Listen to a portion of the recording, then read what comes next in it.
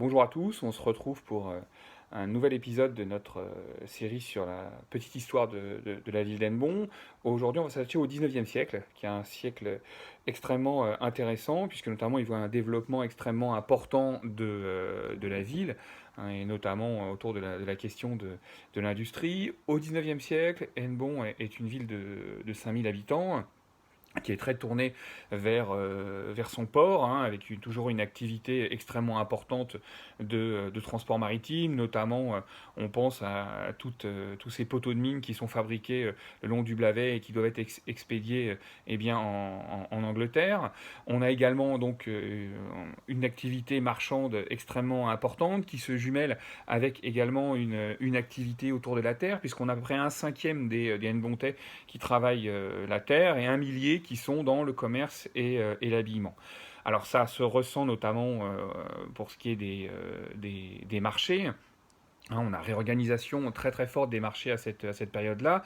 Hein, en 1859, le marché au port est transporté au bois du Duc. Hein, on conserve une carte postale qui, elle, date du début du XXe siècle, hein, où on voit ce marché. Il y a également un marché au port à Saint-Antoine. Hein, ça, c'est sans doute un long héritage, puisque vous savez que eh bien, le port est l'animal emblème de Saint-Antoine, hein, puisque l'ordre religieux des Antonins avait autorisation de les élever librement pour pouvoir en faire bénéficier les pauvres. Donc cette tradition est encore visible au XIXe siècle à Saint-Antoine.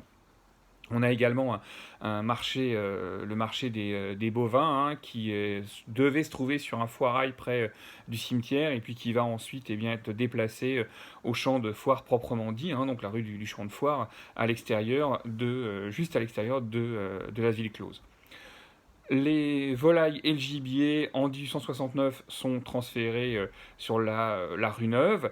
En 1897, le poisson, lui, va être vendu sur la Plaine. Hein. La Plaine, c'est une grande place qui se trouvait alors aujourd'hui à peu près en face de la tour Saint-Nicolas.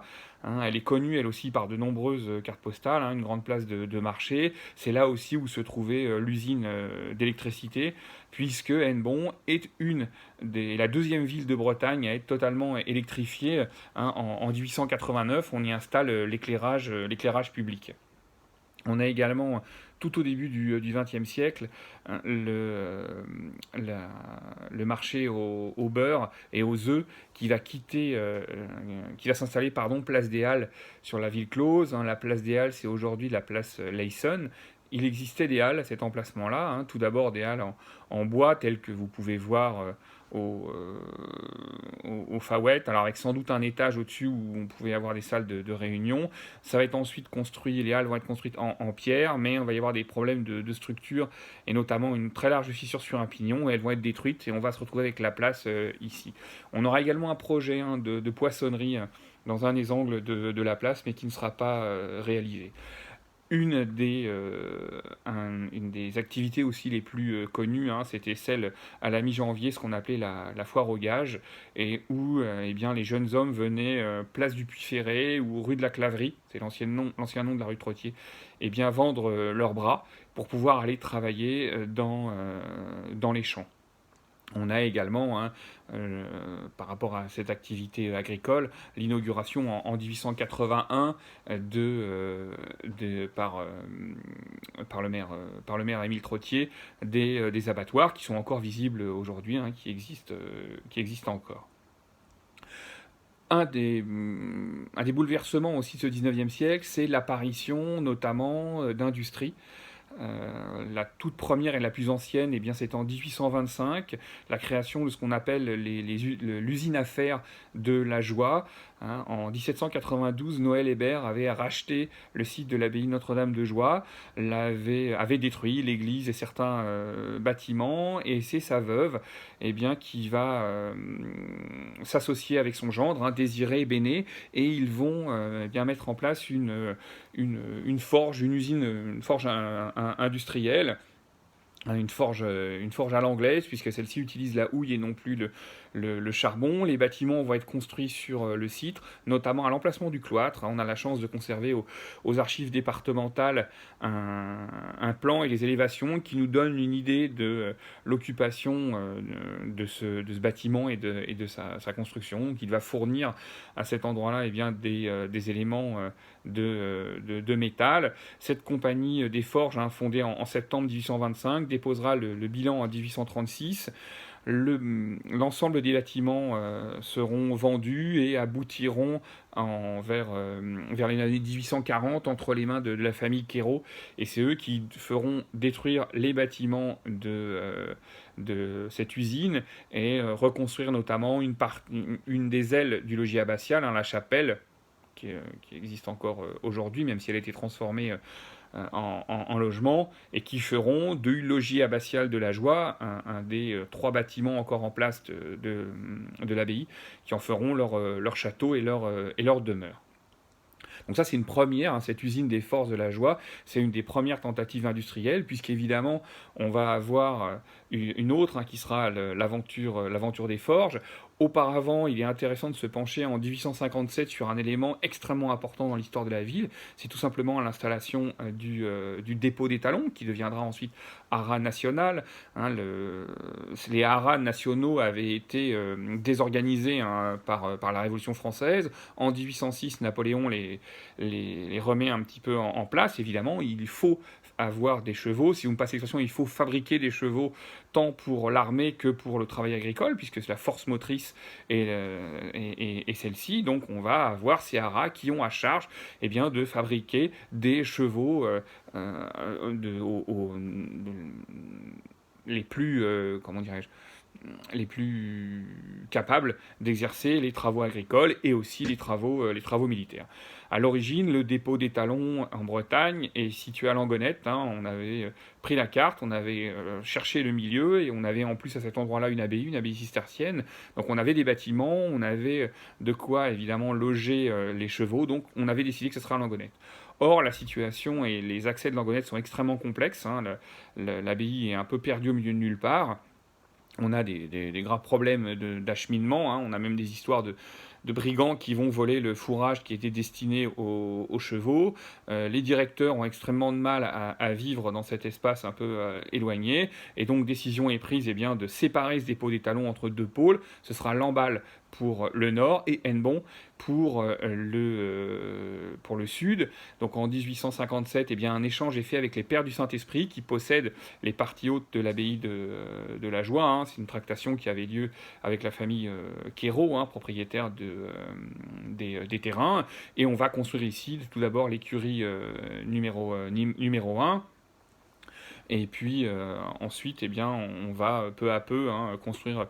On va commencer avec 32 étalons, et puis en 1860, on fait les écuries 2, 3 et 4. En 1878, on fait la magnifique sellerie, qu'on voit encore aujourd'hui.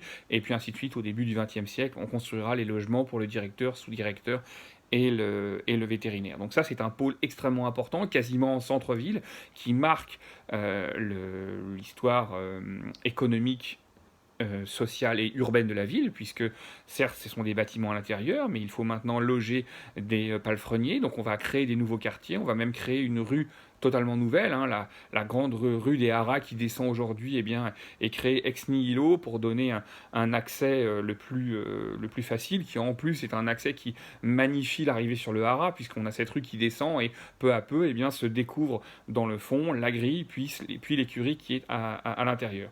Donc on va avoir déjà cette population qu'il va falloir loger de part et d'autre et qui s'installe sur la ville.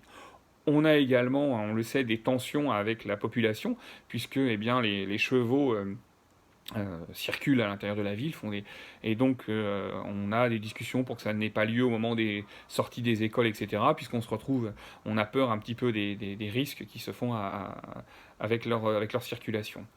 On est à peu près dans ces années 1860 aussi avec l'arrivée du chemin de fer. Il y a une vidéo que vous pouvez retrouver qui parle de l'histoire du viaduc. Donc on a le viaduc et la gare qui s'installe, l'arrivée du train dans ces années-là à Hennebont, qui ouvre évidemment de nouvelles perspectives, y compris celle de pouvoir emmener et transporter les chevaux à travers le train. Hein. Donc on a des récits de cette longue circulation de chevaux qui sont emmenés du haras jusqu'à la gare, et puis les choses vont s'estomper lorsqu'on aura ensuite les camions qui emmèneront les chevaux directement dans les stations à l'extérieur. Évidemment, 1860, autre élément extrêmement important dans l'histoire de la ville, c'est bien sûr la création par les frères Trottier ce qui deviendra les Forges d'Hennebont, hein, à Kerglau. Alors, Forges d'Hennebont, mais on le sait, installées à Kerglau en Inzazak-le-Christ, hein, donc on va dire territorialement, on est en Lochrist, mais effectivement, l'influence sur Hennebont est extrêmement importante, ne serait-ce qu'avec le développement d'urbanisme et la construction de tous les lotissements. On pensera au lotissement des Forges. Alors, il est tardif, lui, hein. On est à l'Angroise, on est en 1920, mais ça, c'est extrêmement important. Il y avait Malachat, il y avait aussi les bâtiments aussi du début du XXe siècle, rue du Meunier pour les ingénieurs. Donc, une occupation extrêmement importante du territoire, une influence extrêmement forte aussi, puisque très souvent, les directeurs des forges, que ce soit les fondateurs, hein, les trottiers, mais ceux qui suivront après, vont avoir des fonctions d'édile et se retrouver maire d'Hennebont, hein, notamment. On doit notamment à Jules Trottier, un maire républicain, hein, la création de l'école des filles sur la Plaine, l'agrandissement de l'école des garçons sur la rue Neuve.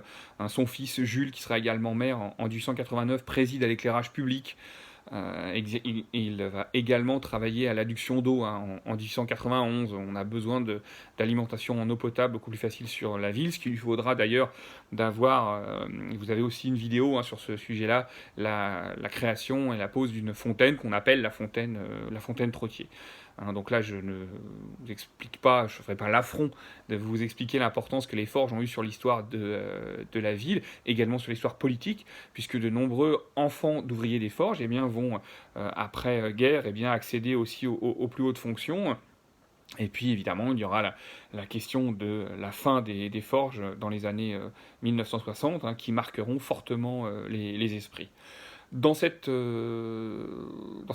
ensemble de bâtiments et de créations industrielles, il ne faut surtout pas oublier, il y a plein de petits éléments, hein, qui pourraient être, on pourrait parler des cidreries Barrault, etc.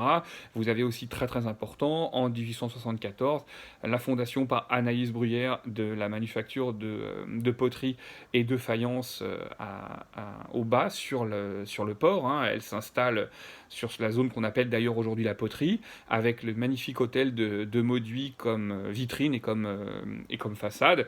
Et là, hein, pendant un siècle, hein, toute une série d'objets domestiques en poterie et en faïence vont être fabriqués pour les Hennebontais et pour les autres, bénéficiant évidemment du chemin de fer, puisque la poterie industrielle possède son propre chemin de fer, hein, qui passe sur le pont de fer, qui sert également pour emmener des matériaux bruts et ramener des matériaux finis pour les forges. Hein. Donc cet axe le long du Blavet est extrêmement important.